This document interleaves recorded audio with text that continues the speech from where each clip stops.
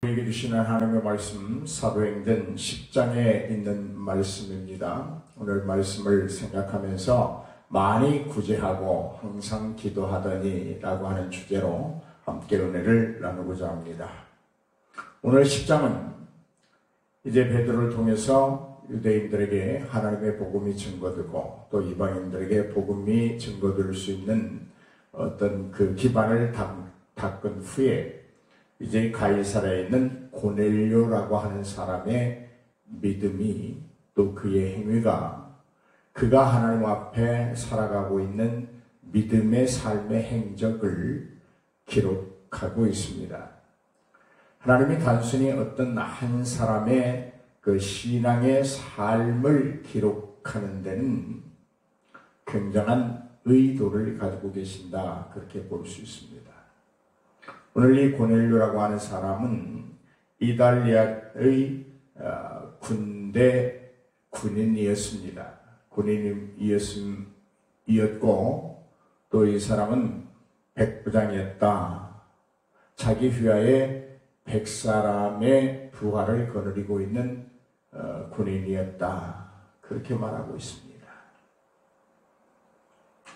오늘 이 고넬료라고 하는 사람이 예수 그리스도를 믿고 있었다. 하나님을 경외하고 있었다. 이건 놀라운 사실입니다. 단지 유대인들 외에 이방인 중에서 더욱다나 로마에 소속된 로마 군대에 소속된 자로서 유일하신 참 하나님을 섬긴다고 하는 것, 경외한다고 하는 것 어려운 일입니다. 그때 로마의 사람들은 여러 가지 신들을 섬길 뿐만이 아니라 로마 황제를 신처럼 섬겨야 했기 때문입니다. 그럼에도 이 고넬료는 경건한 사람이었다. 그렇게 본문은 말하고 있습니다. 경건한 사람이었다. 이 경건함이라고 하는 것은 하나님을 생명의 주인으로 알고 만물의 주인으로 알고 두렵고 떨리는 심정으로 하나님을 공경하는 것, 하나님께 모든 것에 존귀함을 돌려드리는 상태, 하나님께만 모든 영광을 올려드리는 그런 사람, 그를 가리켜서 경건한 사람이라. 오늘 우리는 하나님은 사랑이시라 라고 하는 그 존귀한 진리 때문에 어쩌면 우리 속에는 하나님을 두려워하는 마음이 없는지도 모릅니다. 그러나 진정한 경건, 하나님을 진정으로 숭배하고 예배하는 자들 속에는 하나님에 대한 두려움이 좀 존재해야 된다고 봅니다. 하나님에 대하여 좀 더 두려움이 존재할 때 우리의 신앙이 어떤 체근을 받고 그래서 하나님을 더 섬길 수 있기 때문입니다. 어쨌든 고넬료는 경건한 자였다. 두렵고 떨리는 마음으로 하나님을 진정으로 경배하는 자였다. 또한 그의 온 집과 더불어 하나님을 경외했다. 경건과 경외, 일반적인 삶 속에서도 하나님을 드러냈는가 하면, 믿는 자의 모습을 보였는가 하면 하나님의 사람으로 하나님을 경외하는 자의 마음을 가지고 살았는가 하면 실제적으로 하나님께 드려지는 예배의 행위도 경외하는 자세였다. 그 예배할 때 자기의 존재는 온전히 드러나지 아니하고 오직 하나님만 드러내지는 예배를 드리는 자였다. 그러므로 고넬료의 실제적인 삶은 온전히 믿음의 삶이었고 하나님을 섬기는 삶이었고 믿는 자의 삶이었다. 그렇게 말할 수 있습니다. 그 다음에 이 고넬료를 향해서 성령은 그렇게 증언합니다. 많이 구제한 사람이었다. 많이 구제한 사람이었다. 당시에 믿는 자의 삶은 나눔이었습니다. 어쩌면 저 사람이 자신의 것을 얼마만큼 나누는가가 그 사람의 믿음의 척도요 가늠자였다. 그렇게 말할 수 있습니다. 그런데 이 이방인인 고넬료는 많이 구제하였다. 선을 많이 베풀었다. 자기 자신이 선하게 살 뿐만이 아니라 자기 이웃에게 나눌 수 있는 사회적 책임, 이웃으로서의 책임, 하나님의 백성으로서의 책임, 믿는 자로서의 책임을 더 많이, 더 자주 하는 사람이었다. 나누어주고 베풀고 함께 할 수 있는 것, 그것이 구제입니다. 함께 하는 것이 구제입니다. 단순히 무엇인가를 나누어주듯 훌떡 던져두듯 주는 것, 그것이 구제가 아닙니다. 그래 손을 베풀고 나누라고 했으니까 아 그래 이거 하나 가져, 이것이 구제가 아닙니다. 진정한 구제란 내게 있는 일용할 것들을 이웃을 위해 나누는 것뿐만이 아니라 믿음으로 그들과 함께 하는 것이 진정한 구제입니다. 그 다음에 이 고넬료라고 하는 사람은 항상 기도했다. 항상 기도하는 사람이었다. 어쩌면 이렇게 이방인이 신실한 신앙생활을 보여줬는지 몰라요. 우리는 믿기 편하고 멸시당하지 않음에도 불구하고 기도하기를 게을리하는데 이 고넬료는 항상 기도하는 사람이었다. 항상, 언제나, 어느 때나, 매일 똑같이 그런 의미입니다. 특별히 시간을 정해놓고 기도하는 것도 좋지만 하나님이 보실 때 저 아무개는 예수 소망교회 누구는 항상 기도하는 자이더라. 할렐루야. 그런 칭함이 있기를 주의 이름으로 축복합니다. 오늘 이런 고넬료에게 하나님이 귀한 환상을 하나 보여줍니다. 가서 베드로를 모셔다가 하나님의 말씀을 듣도록 환상을 보여줍니다. 고넬료가 환상을 보고 즉시로 사람을 보냅니다. 베드로를 데리고 올 사람을 보냅니다. 그런데 그 사람의 모습도 경건한 사람 하나였다. 7절에 마침 말하던 천사가 떠나매 고넬료가 집안 하인들과 부하 가운데 경건한 사람 하나를 불러 이 일을 다 이루고 요바로 보내니라. 경건한 사람 밑에 경건한 사람이 있었다. 단순하게 이렇게 말할 수 있겠지만 우리는 성경에 근거해서 2절에 그가 경건하여, 고넬료가 경건하여 온 집안과 더불어 하나님을 경외하며, 이 말에 주의해야 됩니다. 온 집안과 더불어. 자기 자신만이 하나님을 경외하고 경건하게 사는 것이 아니라 자기 자신에게 속한 모든 집안에 있는 모든 사람들이 다 경건했더라라고 하는 말입니다. 즉 가정이 온전히 복음화되었다. 혈육적인 식구들, 그 가족만이 아니라 고넬료의 집에 있는 종들마저도 다 경건한 삶을 살고 있었다. 오늘 우리의 발걸음이 닿는 곳마다 우리의 삶이 드러내지고 있는 곳마다 어느 곳이든지 어느 때이든지 불문하고 경건한 삶으로 복음이 온전히 전파되는 놀라운 역사가 있기를 주님의 이름으로 축복합니다.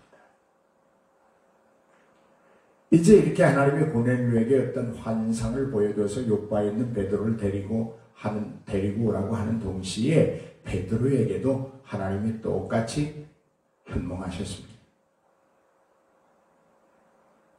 베드로에게 하나님이 그렇게 말합니다.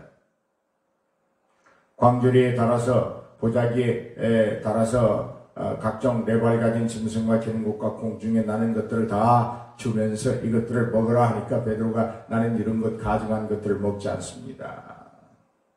그러니까 하나님께서 그렇게 말을 합니다. 깨끗하게 하신 것을 네가 속되다 하지 말라. 내가 깨끗하게 했다. 속되다고 하지 말아라.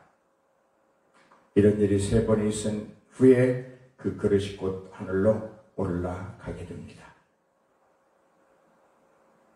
무슨 말일까요? 이미 고넬료는 하나님 앞에서 깨끗함을 입은 의인이었다고 하는 칭호를 받습니다. 베드로가 가만히 그 환상에 대하여 생각할 때에 성령께서 그에게 말씀하십니다. 두 사람이 너를 찾을 것이니 그 사람들을 따라서 고넬료의 집으로 가라. 그가 지금 내 말을 들으려고 기다리고 있다. 때마침 고넬료가 보낸 사람들이 단돌합니다. 그래서 베드로에게 말을 합니다. 너희가 무슨 일로 왔느냐? 베드로가 그렇게 부르니까 이렇게 대답을 합니다. 그들이 대답하되 백부장 고넬료는 의인이요, 경건하는 자, 경외하는 자, 의인이요, 하나님을 경외하는 사람이라. 하나님을 두려워하고 떨리는 마음으로 진정으로 경배하는 사람입니다. 유대 온 족속이 칭찬합니다. 여러분, 유대인을 감시하고 지배하고 억압하라고 로마로부터 부름을 받고 그 직임을 수여받은 고넬료가 오히려 유대인들에게 칭송을 받았더라. 그것도 온 유대인이라. 그러니까 고넬료를 만나는 사람마다, 고넬료를 알고 있는 사람마다 다 칭송하더라. 그런 말입니다. 오늘 여러분의 삶이 그렇게 되기를 바랍니다. 모든 사람들, 여러분을 알고 있는 모든 사람들이 신앙적으로도 일상적인 생활적으로도 칭송할 수 있는 대상이 되는 것, 이거 얼마나 멋진 일입니까? 이거 얼마나 아름답고 흥분되는 일입니까? 우리 한번 그렇게 살아봅시다. 아니, 오늘 하루만이라도 나를 만나는 모든 사람들이, 나를 아는 모든 사람들이 칭송할 수 있는 사람이 되어 보십시오. 할렐루야.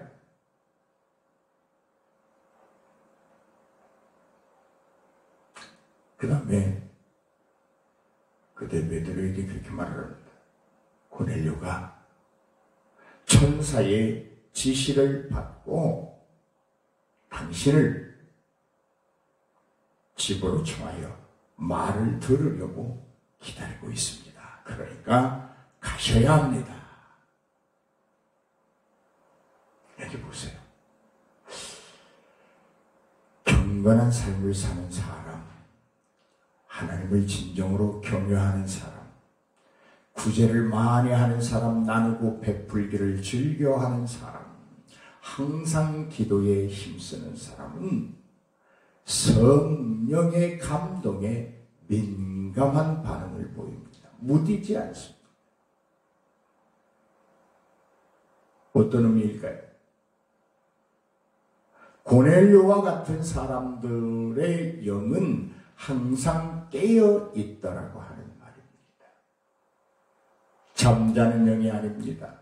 어두워진 영이 아닙니다. 어두운 것들, 죄악된 것들을 생각하고 그에 민감하게 반응하는 영혼들이 아니라 하나님의 말씀에, 하나님의 섭리에, 성령의 역사에 민감하게 반응하는 아주 예리한 영들을 가지고 있습니다. 천사의 말의 지시를 따라 우리를 당신에게 보냈습니다. 그 이유는 당신이 선포하는 말씀을 다 들으려는 것입니다. 다른 것도 없습니다.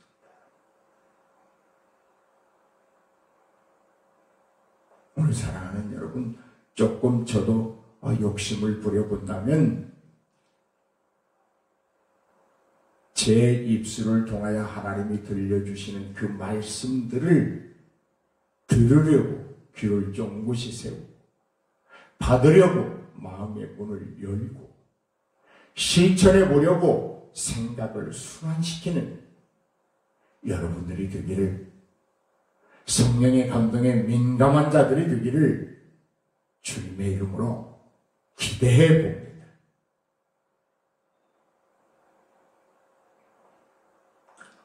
베드로를 자기 집으로 초청하는 이 고넬료는 오직 다른 의도가 없습니다.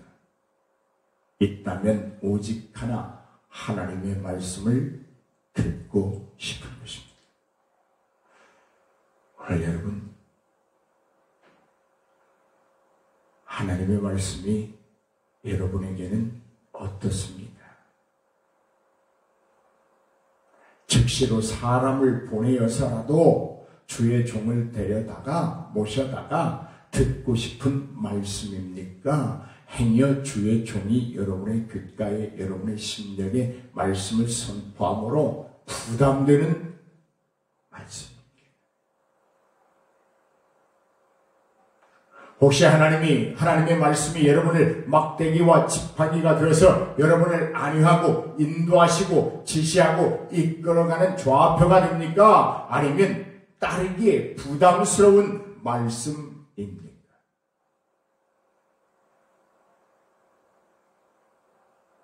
오늘 이 아침의 영상으로 하나님 앞에 영광을 돌리는 사랑하는 성도 여러분, 하나님의 말씀이 이왕이면 꿀송이처럼 달기를 바랍니다.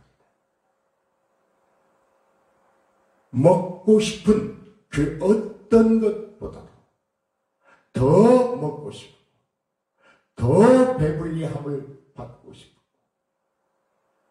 더 많이 알고 싶고 더 많이 깨닫고 싶은 귀한 말씀으로 여러분에게 다가오기를 바랍니다.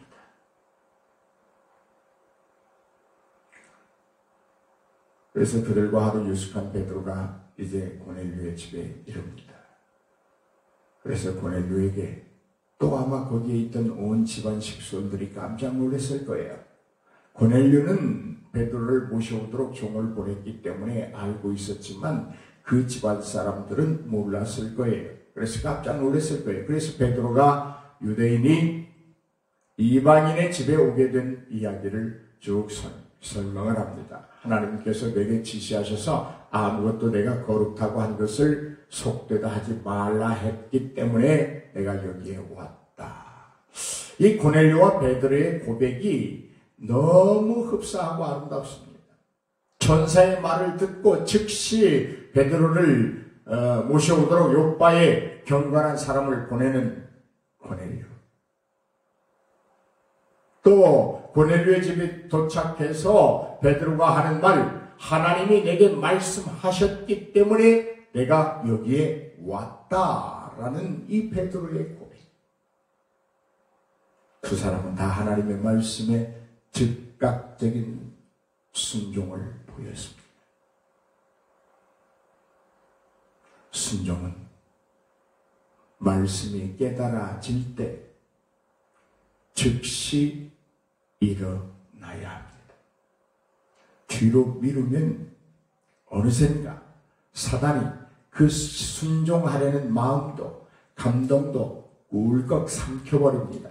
그리고 천으로 가리고 불순종이라고 하는 천으로 싹 가려서 희미하게 보이게 합니다. 뚜렷이 보이는 순종도 지키기 어려운 우리들에게 사단이 시간 지났어. 뭐 그렇게 중요한 것 아니야. 뭐니 그래. 지난번에 못했으면 다음으로 미루어. 라고 하는 이 가리고 있는 이 사단의 관계에 희미하게 보이는 것들을 우리가 지켜낼 수 있겠습니까? 우리도 이제 하나님의 말씀을 들을 때, 하나님의 말씀이 감동될 때, 은혜가 될 때, 즉시 순종하는 복을 누리며 삽시다. 베드로가 고넬료를 부릅니다. 고넬료야, 하나님이 내 기도를 들으셨고 내 구제를 기억하고 있다. 고넬료의 기도가 뭡니까? 항상 기도하는. 고넬료의 구제는 어떻습니까? 많이 하는 구제입니다. 그런데 이 항상 드리는 기도와 많이 하는 구제, 이방인이 드리는 구제, 이방인이 드리는 기도마저도 하나님이 기억하셨다. 알고 계신다. 보고 계신다. 들으셨다. 그런 말입니다. 이제 유대인과 이방인의 그 사이에 어떤 복음은 경계가 없습니다. 유대인과 이방인의 사이라고 하는 그 경계가 복음 앞에서 다 무너져 버립니다. 그렇습니다. 그리스도의 복음은 너, 나가 아닙니다. 우리입니다. 경계가 무너져야 합니다.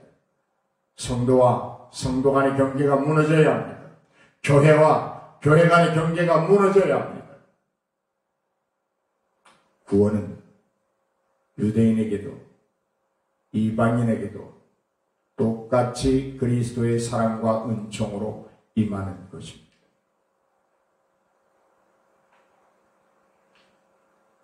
그러자 고넬료가 그렇게 베드로에게 답을 합니다. 내가 당신에게 나의 종을 보내어 우리 집에 오라고 한 것은, 모셔오도록 한 것은, 이제 우리가 알고 있는 것 한 가지 있습니다. 주께서 당신에게 하나님이 하나님의 목적을, 하나님의 계획을, 하나님의 뜻을 알게 하시고 당신의 입을 통하여 말하게 하심을 우리가 압니다. 그러므로 우리가 그 모든 것을 듣고자 하여 하나님 앞에 이렇게 기다리고 있습니다.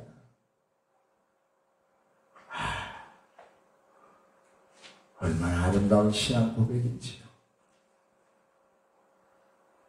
베드로 당신이 하는 말은 인간적인 말이 아닙니다. 베드로가 할 수 있는 말이 아닙니다. 하나님의 말임을 나는 확신합니다. 그러므로 우리 식구들이, 온 집안의 식손들이 당신으로부터 하나님의 말씀을 직접 듣고 싶은 열망이 있었습니다. 그래서 우리가 당신을 우리 집으로 모셔왔습니다. 그러므로 이제 우리에게 말씀하십시오. 우리 온 집안이 기다리고 있던 사실입니다.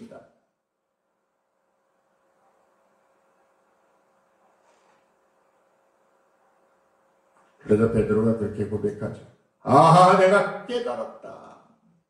하나님은 절대로 의무로 사람을 취하지 아니하신다고 하는 말씀을 내가 다시금 깨달았다. 유대인과 이방인 사이에 복음은 차이가 없으며 구원을 이루어내는 하나님의 사랑과 은총은 유대인에게도 이방인에게도 동일하게 임한다고 하는 사실을 내가 다시 한번 깨닫게 된다.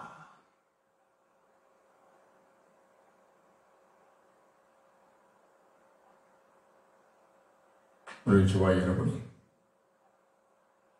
이런 깨달음 속에서 하나님 앞에 항상 기도하고 경건한 삶을 살고 하나님을 경외하는 온전한 신앙생활, 하나님 앞에 하나님이 알고 하나님이 기억하고 하나님이 보시고 하나님이 들으시고 흠양할 수 있는 그런 신앙생활이 오늘 우리에게 있기를 주의 이름으로 축복합니다.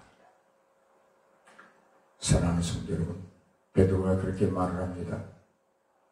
우리는 너희들이 그렇게 만나고자 원했고, 너희들이 무지함으로 말미암아 알지 못함으로 말미암아 십자가에 못 박아 죽였던 그 예수 그리스도가 3일 만에 부활하셨던 것을 우리는 목격한 자들이다. 우리가 알고 보고 직접 목격한 이 은혜는 우리만이 간직하고 있을 수 있는 것이 아니라 모든 이들에게 증언자로 우리는 부름을 받았다. 아무에게나 이 귀한 직분을 허락한 것이 아니다. 직접 목격하고 직접 보고 직접 체험하고 직접 만나본 우리들만을 선택하셔 우리들에게 그 일을 맡겨주셨다. 이 얼마나 감사한 일이며 우리는 이 일을 부득불 하지 않을 수 없다. 사랑하는 여러분, 우리가 복음을 전해야 되는 이유가 여기 있습니다. 할 수 있으면 하고 할 수 없으면 하지 않는 것이 아니라 해야만 됩니다. 부득불 해야만 됩니다. 오히려 하지 않으면 화가 내게 임할 수 있기 때문입니다. 여러분, 적어도 오늘 하루 살면서 예수 믿으세요? 예수의 이름으로 구원 받으세요? 예수를 믿고 세례받고 죄 사함을 없이하여 성령을 받으십시오.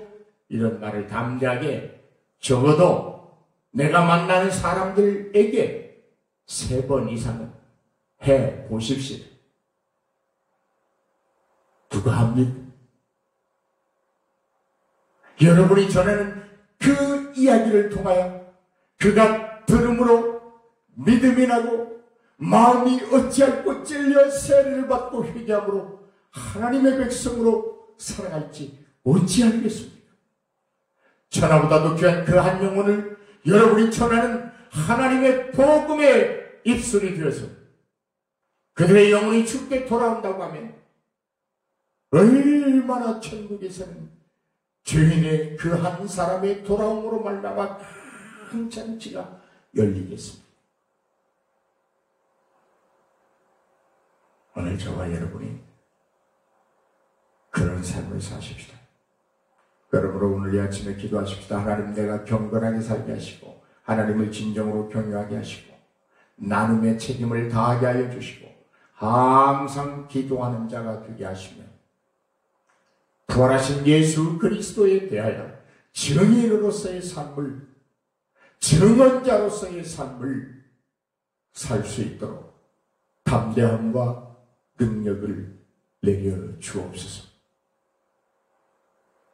이 기도를 통하여 오늘 우리도 주 앞에서 고넬료가 되어 보십시다.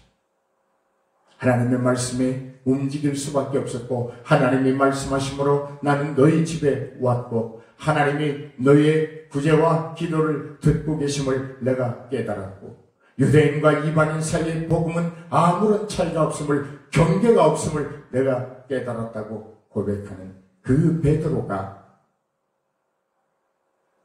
우리가 되기를 바랍니다. 할렐루야. 그러므로 오늘 이 아침 하나님 앞에 간절히 기도하신 것, 오늘 하루도 증언자의 삶을 살고 3번 이상 그리스도의 복음을 전파해보고 함께 더불어 가는 구제의 삶을 살 수 있기를 주의 이름으로 축원합니다.